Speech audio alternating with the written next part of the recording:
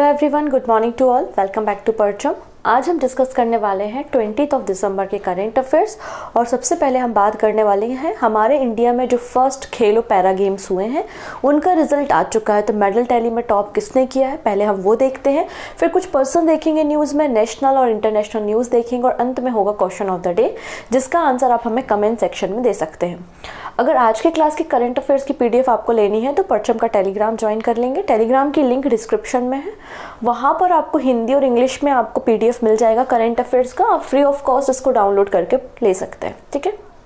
चलिए हम बात कर रहे हैं फर्स्ट एवर खेलो इंडिया पैरा गेम्स के बारे में। रिसेंटली ये कंक्लूड हुए हैं न्यू दिल्ली में, तो याद रखिएगा ये पहला एडिशन है, नई दिल्ली में हुआ है। और मेडल टैली में टॉप किसने किया है, हरियाणा ने। अगर आप देख पाएंगे इस लिस्ट को तो हरियाणा मेडल टैली पे टॉप पर है, फिर उत्तर प्रदेश, तमिलनाडु, गुजरात, महाराष्ट्र, इस तरीके से आपको सिक्वेंस देखने को मिलेगा। अगर हम बात करें हरियाणा ने, तो हरियाणा ने यहाँ पर टोटल 105 मेडल्स को जीता है, जिसमें से 40 gold, 39 silver and 26 bronze medal हैं। तो आपको यहाँ पे क्या याद रखना है, पहली चीज़ आपको याद रखनी है कि खेलो इंडिया पैरा गेम्स का रिसेंटली फर्स्ट एडिशन हुआ है, न्यू दिल्ली में हुआ है। और टॉप 3 के नाम याद रख लीजिएगा, हरियाणा, उत्तर प्रदेश एंड तमिलनाडु। और हरियाणा के मेडल कितने हैं, 105, जिसमें 40 जो है वो गोल्ड मेडल है। क्लियर है। अब कुछ पर्सन्स को हम देखेंगे, लेकिन उसके पहले एक छोटी सी इन्फॉर्मेशन है about the assessee general awareness target course.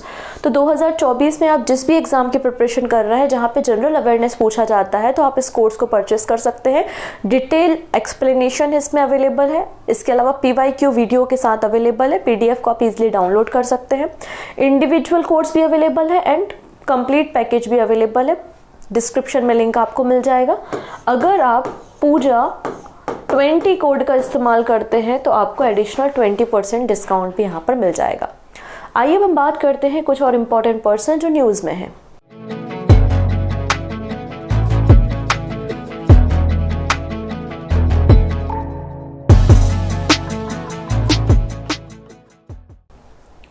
ये जो पर्सन है ना, ये न्यूज़ करेंट अफेयर्स के लिए बहुत इंपॉर्टेंट है। आने वाले समय में किसी सेट में आपको ये मिल सकता है, क्योंकि मैं बात कर रही हूँ इजिप्ट के प्रेसिडेंट के बारे में। आप यहाँ देखेंगे अफ्रीका कॉन्टिनेंट में आपको एक शहर दिखाई देगा, एक कंट्री दिखाई देगी विच इज़ इजिप्ट। और इजिप्ट की जो कैपिटल है वो कायरो आपको देखने को मिलेगी। बिल्कुल आप देख सकते हैं कि ये जो है मेडिटेरियन सी है और ये आपका रेड सी है, उनके बीच में आपको यहाँ पर इजिप्ट दिख रहा है और यहाँ पर आपको स्वेज कैनल भी देखने को मिल जाएगी। मिस्र को नील की देन भी कहा जाता है, क्योंकि नाइल रिवर यहीं पे फ्लो होती है, ठीक है। तो इसी इजिप्ट के 3rd टाइम प्रेसिडेंट बन गए हैं अब्देल फतह अल सीसी, ठीक है। तो अब्देल फतह अल सीसी 3rd टाइम मिस्र के राष्ट्रपति के रूप में नियुक्त किए गए हैं। ये पर्सन इंपॉर्टेंट है, एग्जाम में क्वेश्चन बन सकता है। नेक्स्ट बात करते हैं, अगले जो पर्सन न्यूज़ में है वो केरला से है। उनका नाम है शेख हसन खान। इन्होंने माउंट विंसन पे अभी रिसेंटली फतह हासिल की है। इन्होंने क्लाइम किया था कहाँ पर, माउंट विंसन पे। कौन है, एक केरला गवर्नमेंट के एम्प्लॉय हैं जिनका नाम है शेख हसन खान, ठीक है। माउंट विंसन क्या है, तो माउंट विंसन जैसे कि हम बात करते हैं एशिया कॉन्टिनेंट की हाईएस्ट पीक माउंट एवरेस्ट है, वैसे ही अगर आप देखेंगे तो अंटार्कटिका की जो हाईएस्ट माउंटेन पीक है वो है माउंट विंसन, जिसकी हाइट लगभग 4892 मीटर आपको देखने को मिलेगी, ठीक है। माउंट विंसन के अलावा इन्होंने माउंट एवरेस्ट जो कि एशिया की हाईएस्ट पीक है, इसके अलावा माउंट देनाली जो कि नॉर्थ अमेरिका की एक पीक है, माउंट किलिमंजारो अफ्रीका की हाईएस्ट पीक है, आपको पता ही है, और माउंट एल्ब्रुश जो कि यूरोप में है। इन पे भी इन्होंने क्लाइम की है, मतलब फतह हासिल की है। तो आपको ये माउंटेन्स कहाँ पर है, इनकी लोकेशन एग्जाम में पूछी जा सकती है, चाहे वो मैच द कॉलम में हो। चलिए नेक्स्ट बात करते हैं वर्ल्ड बैंक के एक रिपोर्ट के बारे में। तो रिसेंटली वर्ल्ड बैंक ने एक रिपोर्ट पब्लिश की है और उसमें बताया है कि कौन सी कंट्री है जिनको 2023 फाइनेंशियल ईयर में सबसे ज़्यादा रेमिटेंस मिला है, मतलब सबसे ज़्यादा विदेशों में रहने वाले लोगों ने पैसा भेजा है। तो उस पर टॉप पर आया है इंडिया, ठीक है। तो इंडिया अगर आप देखेंगे तो वर्ल्ड बैंक के अकॉर्डिंगली इस ग्लोबल रेमिटेंस चार्ट फॉर 2023 पर टॉप पर कौन है, इंडिया है। और इंडिया को लगभग $125 बिलियन का रेमिटेंस रिसीव हुआ है, ठीक है। सेकेंड नंबर पे आप देख सकते हैं Mexico, then China, Philippines and Egypt आपको देखने को मिलेगा। क्लियर है। और अगर ओवरऑल देखेंगे तो साउथ एशिया का जो एरिया है, तो साउथ एशिया में 7.2% का इंक्रीमेंट हुआ है in the terms of remittance. और रेमिटेंस क्या होता है, जैसे कि जो भारतीय विदेशों में रहते हैं और भारत में पैसा भेजते हैं उसे ही हम रेमिटेंस कहते हैं। ठीक है। नेक्स्ट बात करते हैं अबाउट द इंटरनेशनल गीता महोत्सव। इसे इनॉग्रेट किया गया है by the vice president Jagdeep Dhankhar. अब इंटरनेशनल गीता महोत्सव कहाँ पर होता है, तो कुरुक्षेत्र हरियाणा में इसका आयोजन किया जाता है। ठीक है। Vice president Jagdeep Dhankhar inaugurated the international Gita seminar and Gita Mahotsav. इनकी शुरुआत की गई है कहाँ पर, ब्रह्म सरोवर कुरुक्षेत्र। तो ब्रह्म सरोवर कहाँ है, कुरुक्षेत्र में, हरियाणा में आपको देखने को मिलेगा। और आसाम इसका स्टेट पार्टनर है। इस पूरे प्रोग्राम का स्टेट पार्टनर कौन है, आसाम स्टेट है। अच्छा, थीम क्या है, तो Vasudhaiva Kutumbakam, Shrimad Bhagavat Gita and universal unity इस साल इंटरनेशनल गीता महोत्सव की थीम है। अब इसकी थोड़ी सी इतिहास जानते हैं, बहुत ही इंटरेस्टिंग है। अगर हम इसकी हिस्ट्री की बात करते हैं तो यहाँ पर जो गीता महोत्सव की शुरुआत होती है वो 1989 में होती है और इसे नेशनल फेस्टिवल की तरह डिक्लेयर किया जाता है 2002 में गीता जयंती कमेटी के द्वारा। ठीक है। अब इसकी बात करते हैं इंटरनेशनल स्टेटस। तो ये जो गीता महोत्सव है जो कि कुरुक्षेत्र हरियाणा में हो रहा है, उसको इंटरनेशनल रिकॉग्निशन कब मिला, तो इंटरनेशनल स्टेटस इसको 2016 में मिला और पहली बार 2019 में मॉरिशियस एंड लंदन में इंटरनेशनल गीता महोत्सव को आयोजित किया गया था। फिर अप्रैल 2023 में अगर हम बात करेंगे तो इंटरनेशनल गीता महोत्सव कहाँ हुआ था, ऑस्ट्रेलिया में, और अमेरिका में 2024 में ये फेस्टिवल होना है। ठीक है। नेक्स्ट बात करते हैं अबाउट द उड़ान। ये सिंधिया जी हैं, आपको पता ही है, उड़ान का फुल फॉर्म भी पता है, उड़े देश का आम नागरिक। जब कोई भी जैसे कि पार्लियामेंट का सेशन होता है तो राज्यसभा में क्वेश्चन पूछे जाते हैं और रिप्लाई में आंसर आपको रिटर्न में देना होता है। तो यहाँ पे जो मिनिस्ट्री ऑफ एविएशन है उन्होंने भी राज्यसभा में रिटर्न में रिप्लाई दिया है और उन्होंने हमें बताया है कि 58 एयरपोर्ट्स ऐसे हैं जो कृषि उड़ान स्कीम के अंतर्गत कवर आते हैं। ठीक है। तो कृषि उड़ान के अंतर्गत कितने एयरपोर्ट भारत में रन कर रहे हैं, आंसर हो जाएगा 58। इसमें बताया गया कि इस स्कीम को 2020 में लॉन्च किया गया था। मकसद क्या था कि जो फार्मर्स के प्रोडक्ट हैं उनको नेशनल और इंटरनेशनल मार्केट में पहुंच बढ़ाई जा सके और उनको अच्छा उसकी वैल्यू मिल सके, मतलब कम दामों में उन्हें सामान ना बेचना पड़े। तो एक पूरा प्रॉपर ट्रांसपोर्टेशन हो जिसके कारण अच्छी कीमतें किसानों को मिल सके। तो यहाँ पे किसानों के जो प्रोडक्ट है या एग्रीकल्चर प्रोडक्ट है उनकी वैल्यू को ट्रांसपोर्ट करने के लिए, फार्मर की हेल्प करने के लिए कृषि उड़ान स्कीम को 2020 में लॉन्च किया गया था। इसी के अलावा जो कृषि उड़ान स्कीम 2.0 है, इसे 2021 में लॉन्च किया गया था। इसका मकसद ये है कि जो हिली एरिया थे और जो हमारे नॉर्थ ईस्टर्न स्टेट थे तो वहां पे सरप्लस अमाउंट में प्रोडक्शन तो हो गया, लेकिन जो हमारी फसल है वो वहां पे खराब हो रही है, सड़ रही है, तो उसको प्रोक्योर करने के लिए कि वो वेस्टेज ना हो, इसलिए यहाँ पे जो नॉर्थ ईस्टर्न स्टेट है, हिली एरियाज है, ट्राइबल एरियाज है, उनके लिए कृषि उड़ान 2.0 स्कीम को लॉन्च किया गया था 2021 में। तो इन दोनों को अगर मिला दिया जाए तो अंडर द कृषि उड़ान 58 एयरपोर्ट काम कर रहे हैं, जिनमें से 25 आपके नॉर्थ ईस्टर्न हिली और ट्राइबल एरिया को सर्व करते हैं। चलिए नेक्स्ट है, अब यहां पर देखिएगा DGCI ने एक एग्री ड्रोन यूनिवर्सिटी को सेटअप करने का अप्रूवल दे दिया है। तो DGCI approve drone academy at Telangana agri university. तो DGCA क्या होता है, director general of civil aviation होते हैं। इन्होंने अप्रूवल दिया है ड्रोन एकेडमी को सेटअप करने का at professor Jayashankar Telangana state agriculture university. कहाँ पर ड्रोन एकेडमी सेटअप की जाएगी, तो आंसर है professor Jayashankar Telangana state agriculture university. यहाँ पर ड्रोन एकेडमी को सेटअप किया जाएगा जिससे फार्मर कम्युनिटी जो तेलंगाना स्टेट की है उनको फायदा मिले। इसके अंदर क्या किया जाएगा, जो फार्मर्स हैं या फिर जो रूरल और अर्बन एरियाज में अनएम्प्लॉयड पर्सन है, एग्रीकल्चर से ग्रेजुएट पर्सन है या डिप्लोमा होल्डर पर्सन है, उन सभी लोगों को रिमोट पायलट ट्रेनिंग ऑर्गेनाइजेशन के द्वारा यहाँ पर एक ट्रेनिंग, पायलट बेसिस पे ट्रेनिंग दी जाएगी, जिसके कारण वो इस ड्रोन को फिर ऑपरेट कर सकेंगे। और ड्रोन का इस्तेमाल आपको पता है आजकल हम स्प्रे वगैरह करने के लिए भी कर सकते हैं, तो काफी ज्यादा यूजफुल रहता है आपका ड्रोन का इस्तेमाल एग्रीकल्चर फील्ड में। ठीक है। नेक्स्ट है India's first winter scientific Arctic expedition launched. अब देखिएगा, ये भारत ने अपना पहला जो आपका साउथ नॉर्थ पोल में, अभी नॉर्थ पोल में क्या है, ठंड का माहौल है, बर्फ़ जमी हुई है, ऑब्वियस सी बात है, और साउथ तरफ अभी गर्मी का माहौल है।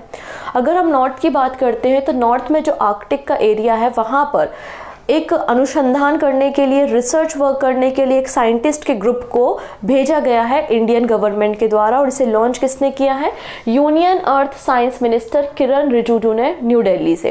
ये रिसर्चर्स जो हैं, देखो अभी वहाँ पे क्या होगा ना, 24 घंटे तक आपका अंधेरा है, सनलाइट बहुत कम है, तो जो पोलर लाइट है उसमें आप यहाँ पे पोलर नाइट्स में और लाइट्स में आप अच्छा रिसर्च वर्क कर सकते हो। इसलिए यहाँ पे पहले जो साइंटिस्ट का ग्रुप है, रिसर्चर्स का ग्रुप है, वो आर्कटिक रीजन में भेजा गया है। और इस ग्रुप में अगर आप देखेंगे तो national scientist for Antarctic and ocean research, Indian institute of technology मतलब IIT Mandi, Indian institute of tropical meteorology मतलब Pune, and Raman research institute मतलब बेंगलुरु, इनके साइंटिस्ट इस ग्रुप में शामिल है और इनको भेजा गया है।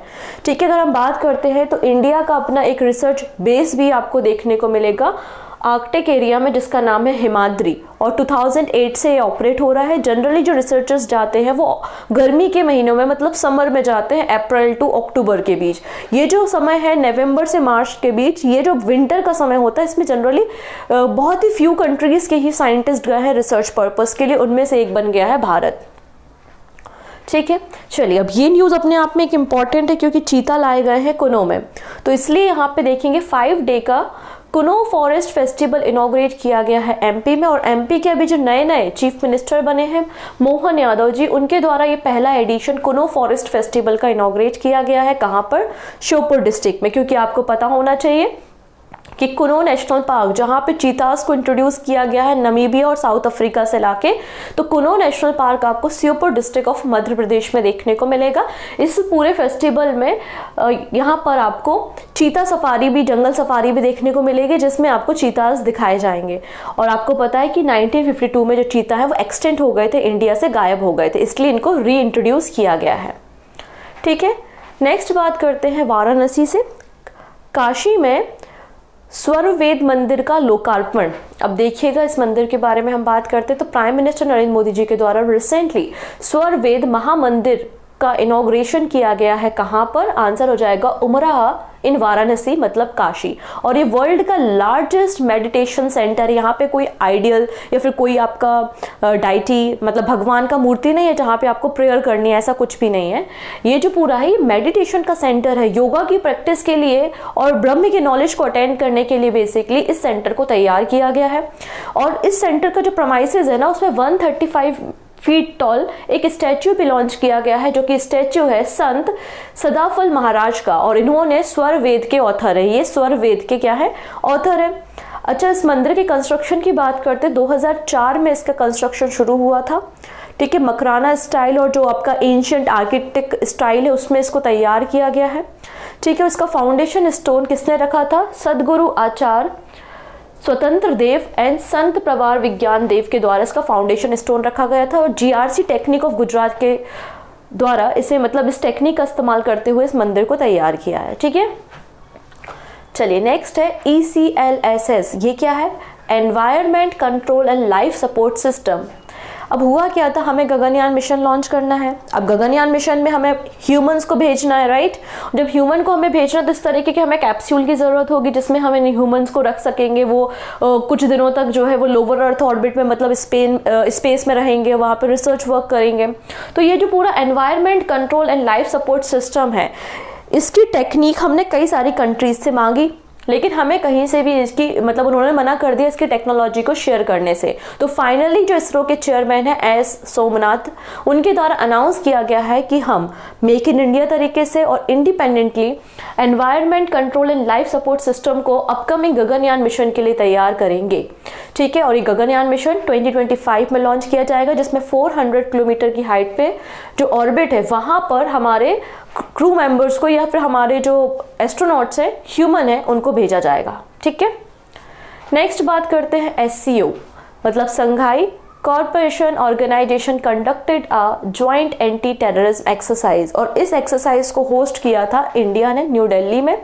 इसका मकसद है कि एससीओ के जो मेंबर्स हैं उनके बीच में मैनेजमेंट प्रॉपर हो, या फिर कॉर्पोरेशन जो है वो इंक्रीज हो, और जो हमारे मिसयूज़ होता है इंटरनेट का, चाहे वो आपके ट्रैफिकिंग के लिए हो रहा हो, या फिर टेररिस्ट एक्टिविटी के लिए आपके इंटरनेट का मिसयूज़ हो रहा हो, साइबर क्राइम्स जो हो रहे हो, तो उन सारे मुद्दों पर डिस्कशन करने के लिए इस एक्टिविटी को कंडक्ट कराया गया। ठीक है, इस एक्सरसाइज के शुरू होने से पहले नेशनल सिक्योरिटी काउंसिल सेक्रेटरीट के द्वारा एक सेमिनार भी ऑर्गेनाइज किया गया था, इसी पर जो misuse of internet for terrorism है उसी पर एक सेमिनार का आयोजन भी किया गया था। ये 4th एडिशन है SCO regional anti terrorist structure के अंतर्गत। क्वेश्चन कैसे आएगा भी हम देखेंगे। ठीक है, नेक्स्ट है, अब पार्लियामेंट यहाँ पे पास कर रही है पोस्ट ऑफिस बिल। डिटेल में बाद में डिस्कशन करेंगे, क्योंकि अभी तो काफ़ी डिबेट इस पे चल रही है। कुछ कहते हैं आर्टिकल 19, कुछ कहते हैं आर्टिकल 21 से सही नहीं है। इसके अलावा बोला जाता है यहाँ पे इमरजेंसी वर्ड को सही तरीके से डिस्क्राइब नहीं किया है, डेफिनेशन दी है। तो काफ़ी सारे यहाँ पे अभी डिबेट चल रही है, इसलिए सुर्खियों में है। यहाँ पर देखने वाले हैं हम, the Indian parliament approve the post office bill 2023, जो कि 125 साल पुराने इंडियन पोस्ट ऑफिस एक्ट 1898 को रिप्लेस करता है। इसमें क्या बातें बोली गई हैं? इसमें ये बातें बोली गई जैसे कि पहले सेंट्रल गवर्नमेंट के पास सारी पावर थी, लेकिन अब जो हाई ऑफिसर होते हैं पोस्ट ऑफिस में उनको भी कुछ पावर्स दी गई हैं। अगर उनको लगता है कि इमरजेंसी कंडीशंस है, या ऐसी कोई कंडीशन है जिसमें हमारी नेशनल सिक्योरिटी को थ्रेट हो, ठीक है, या इंटरनेशनल हमारे रिलेशन खराब हो सकते हैं, स्टेट के बीच में रिलेशन खराब हो सकते हैं, अगर आपको किसी पे भी शक है और वो आपका कोई प्रोडक्ट बेच रहा है या भेज रहा है पोस्ट ऑफिस के जरिए, तो आप उनके प्रोडक्ट को रोक सकते हो, ओपन करके देख सकते हो, और कस्टम ऑफिस तक भी भिजवा सकते हो अगर आपको ऐसा कोई प्रोडक्ट देखने को मिलता है। तो इस बिल में यही बात की गई है कि जो पावर है पोस्ट ऑफिस के ऑफिसर्स की, एम्प्लॉय की, वो इंक्रीज कर दी गई है फॉर नेशनल सिक्योरिटी। तो अथॉरिटी जो है वो ओपन भी कर सकती है, इंटरसेप्ट भी कर सकती है एनी प्रोडक्ट जो भेजा जा रहा है। टर्म्स एंड कंडीशन बताई गई हैं नेशनल इमरजेंसी के समय या कोई दूसरे आपातकाल के समय, या ऐसा आपको लगता है कि कुछ पॉलिसीज का ब्रीच हो रहा है, लेकिन वो सारी कंडीशन इमरजेंसी टर्म को डिस्क्राइब नहीं किया गया है।